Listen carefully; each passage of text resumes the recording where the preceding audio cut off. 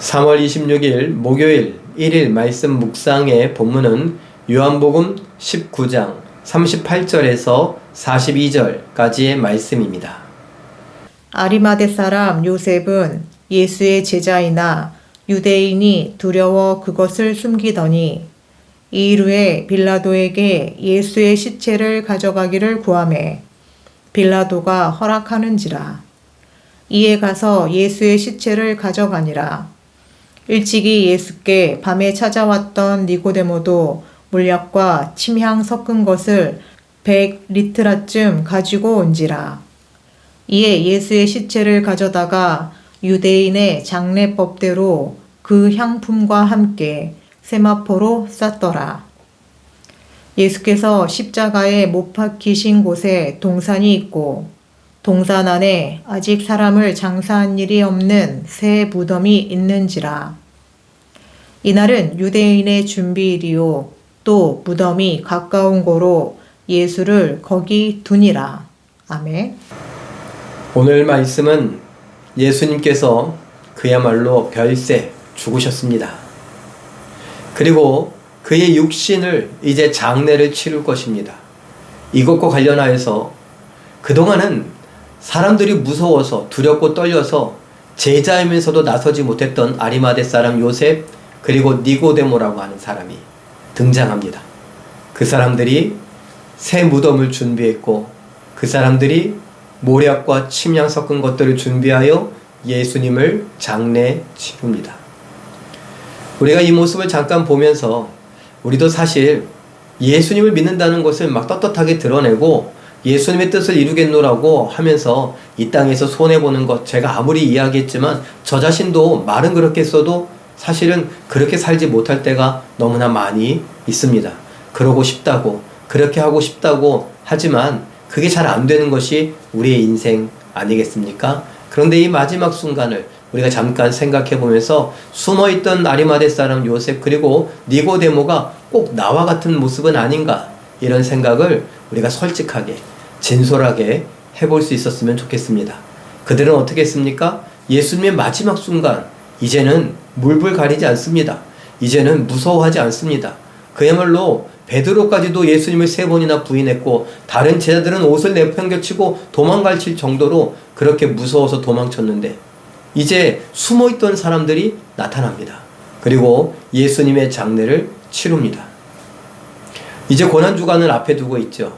이 고난주간을 앞에 두고 있으면서 예수님의 장례를 치르는 장면을 한번 생각하면서 나는 예수님의 장례가 있었던 이 고난주간을 앞두고 나는 무엇을 할 수 있을까? 한번 생각해 봤으면 좋겠습니다. 하나님 말씀에 순종하는 이야기들을 우리가 많이 했었는데요. 그 하나님의 말씀에 순종하는 것은 대표적으로 사랑입니다. 이 사랑의 끝판왕이라고 할 수 있을까요? 그 사랑의 정점은 복음 증거로 영혼을 살려내는 것입니다.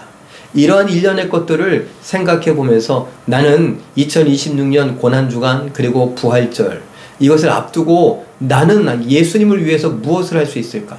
예수님이 죽으신 다음에 그의 장례를 준비하고 장례를 치루어 드렸던 니고데모 그리고 아리마대 사람 요셉, 이 두 사람은 숨어 있다가라도 그렇게 했었는데 나는 어떻게 할 수 있을까? 무엇을 할 수 있을까? 어떻게 예수님을 위해서 뭐라도 할 수 있을까? 한번 생각해 보았으면 좋겠습니다. 그리고 여러분 생각만 하지 마시고 기도하시고 그것을 행할 수 있기를 바랍니다. 우리가 뭐 장담할 수는 없지만요.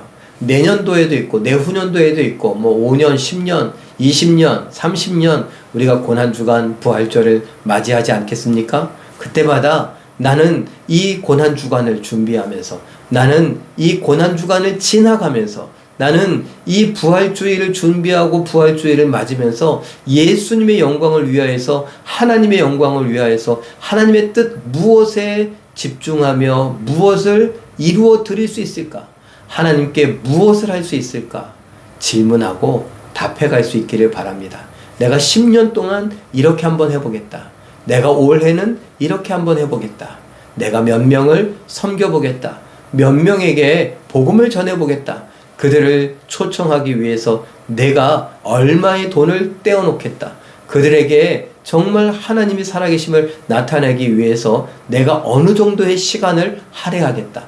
이러한 생각들, 기획들, 계획들, 그리고 기도, 그리고 실천, 이러한 것들이 우리의 삶에 좀 있었으면 좋겠습니다. 제가 왜 이렇게 말하냐 하면 우리가 계속 말로만 하다 보니까 어떠한 실천들이 우리의 삶 속에 열매로 나타나지 않는 것 같아서, 그냥 말로만 지나간 것 같아서 이런 이야기까지 해봅니다. 우리 모두가 이 말씀을 생각해 보면서 예수님의 죽음 순간에 요셉과 니고데모가 나타나서 예수님의 장례를 치루어드렸던 것처럼 우리는 예수님을 위해서, 하나님의 뜻을 이루기 위해서 할 수 있는 일들을 해볼 수 있는 우리 모두가 되시길 예수님의 이름으로 축원합니다. 기도하겠습니다. 사랑의 하나님, 하나님께서 우리 모두와 함께 하시니 감사합니다. 하나님의 함께 하심 때문에 우리는 날마다 새로운 인생을 살며 하나님께서 허락하시는 기쁨과 평강을 누리고 삽니다. 구원의 감격을 갖고 천국의 소망을 붙들고 살아갑니다. 예수님의 죽음과 관련한 이 메시지를 보면서 우리 모두가 말씀 속에서 니고데모와 요셉이 숨어 있다가 나타나 예수님의 장례를 치루어 드리는 장면을 보면서 우리도 고난주간을 앞두고 또 고난주간을 지나가며 부활절을 앞두고 부활절을 맞이하며 우리가 무엇인가 하나님의 영광, 하나님의 뜻을 위하여서 행할 수 있기를 원하오니 도와주시옵소서.